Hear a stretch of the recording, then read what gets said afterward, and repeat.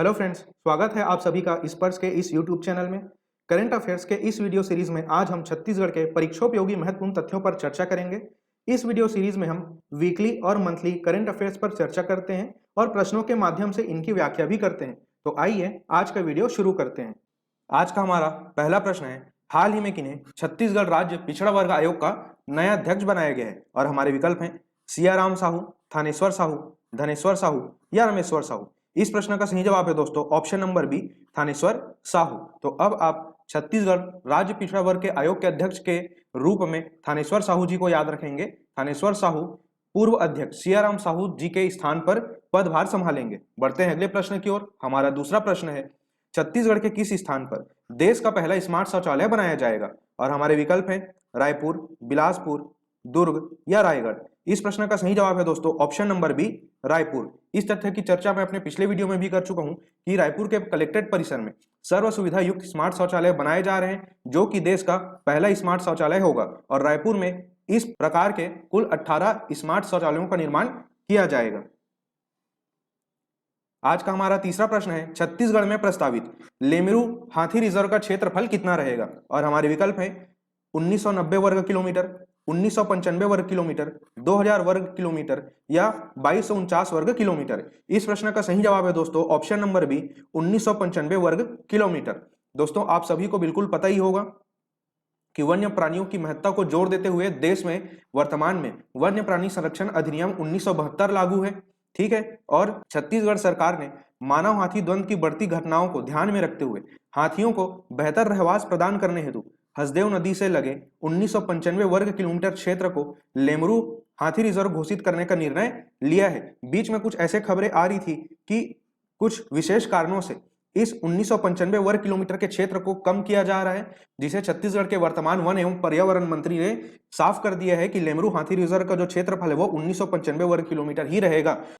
इसके अलावा वन विभाग से जुड़े हुए कुछ महत्वपूर्ण पदाधिकारियों के नाम भी ध्यान में रखने, जैसे कि यहाँ पर मैंने लिखा हुआ है प्रधान मुख्य वन संरक्षक अर्थात छत्तीसगढ़ के PCCF हैं राकेश चतुर्वेदी जी, और प्रधान मुख्य वन संरक्षक अगर हम वन्य प्राणी क्षेत्र की बात करें तो वो है PV नरसिंह राव जी। तो ये दोनों नाम भी आपको बिल्कुल ध्यान में रखना है। बढ़ते हैं अगले प्रश्न की ओर। हमारा चौथा प्रश्न है, जस्टिस अरूप कुमार गोस्वामी छत्तीसगढ़ उच्च न्यायालय के कौन से क्रम के मुख्य न्यायाधीश बने हैं? और हमारे विकल्प हैं 12वें, 13वें, 14वें या 15वें। इस प्रश्न का सही जवाब है दोस्तों ऑप्शन नंबर सी, 14वें क्रम के।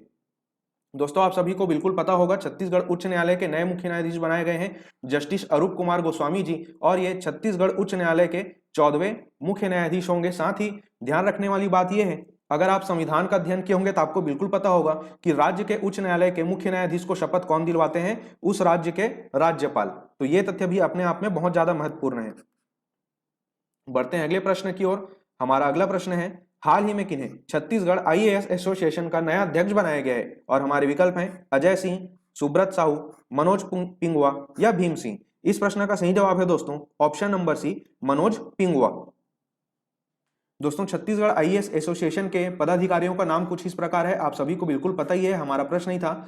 अध्यक्ष होंगे मनोज पिंगुआ जी, इस एसोसिएशन की उपाध्यक्ष होंगी रीता शांडिल्य जी, और सचिव होंगे R प्रसन्ना जी।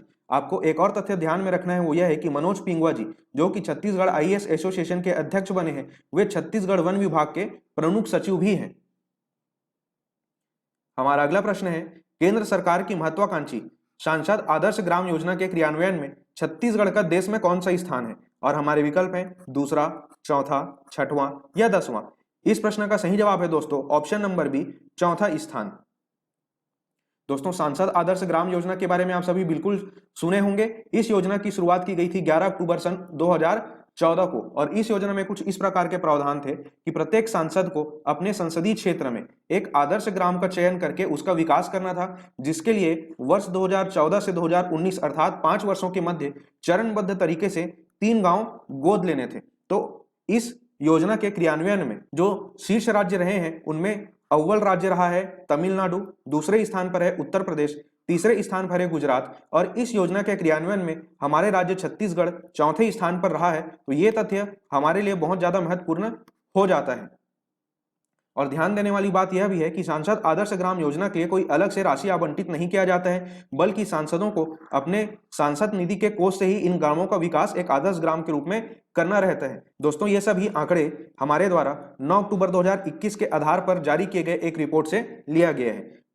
तो ये सभी तथ्य आगामी परीक्षाओं के दृष्टिकोण से बहुत ही ज्यादा महत्वपूर्ण होते हैं। बढ़ते हैं अगले प्रश्न की ओर। हमारा 7वां प्रश्न है, विपणन वर्ष 2021-22 में केंद्र सरकार छत्तीसगढ़ राज्य से कितना मीट्रिक टन चावल खरीदेगी? और हमारे विकल्प हैं 65 lakh metric ton, 61.65 lakh metric ton, 61.85 lakh metric ton या 62.65 लाख मीट्रिक टन। इस प्रश्न का सही जवाब है दोस्तों option number B, 61.65 lakh metric ton. दोस्तों यहां पर आप स्क्रीन पर देख पा रहे हैं, केंद्र सरकार विपणन वर्ष 2021-22 में छत्तीसगढ़ राज्य से 61.65 लाख मीट्रिक टन चावल लेगी। ध्यान देने वाली बात यह है कि केंद्र सरकार इस वर्ष छत्तीसगढ़ राज्य से केवल अरवा चावल ही लेगी, जिसमें केंद्रीय पूल में 37.65 लाख मीट्रिक टन चावल खरीदा जाएगा और राज्य के पीडीएस के तहत वितरित करने के लिए 24 लाख मीट्रिक टन चावल केंद्र सरकार जो है छत्तीसगढ़ राज्य से खरीदेगी। तो आगामी परीक्षाओं की दृष्टि से ये तथ्य बहुत ज्यादा महत्वपूर्ण है, इन सभी तथ्यों को आप बिल्कुल ध्यान में रखेंगे। बढ़ते हैं अगले प्रश्न की ओर। हमारा 8वां प्रश्न है, छत्तीसगढ़ के राजकीय गमछे से संबंधित सही तथ्य हैं और हमारे विकल्प हैं, यह गमछा टसर सिल्क और कॉटन से बनाया जाएगा। गमछे के डिजाइन में धान का कटोरा, धान की बाली और सरगुजा की पारंपरिक भित्ति चित्रकला की छाप होगी। यह एक विशेष प्रकार का वेलकम गमछा है। यह ऑप्शन नंबर डी है, सभी सत्य हैं। तो आपको बताना है इन चार में से कौन सा ऑप्शन जो है छत्तीसगढ़ के राजकीय गमछे से संबंधित और सही तथ्य होंगे। तो इस प्रश्न का सही जवाब है दोस्तों ऑप्शन नंबर डी, सभी तथ्य सही हैं। तो छत्तीसगढ़ के राजकीय गमछे के बारे में हम अभी विस्तृत रूप से चर्चा करेंगे। आप सभी को बिल्कुल पता ही होगा, अखबारों में भी ये तथ्य काफी चर्चे में रहा था कि छत्तीसगढ़ के वर्तमान मुख्यमंत्री श्री भूपेश बघेल जी द्वारा हाल ही में छत्तीसगढ़ का राजकीय गमछा लॉन्च किया गया है। यह गमछा टसर सिल्क और कॉटन से बनाया जाएगा। इस गमछे के डिजाइन में धान का कटोरा, छत्तीसगढ़ को प्रदर्शित करने के लिए धान की बाली, हल जोतता हुआ किसान और इसके साथ सरगुजा की पारंपरिक भित्ति चित्रकला की छाप भी दी जाएगी।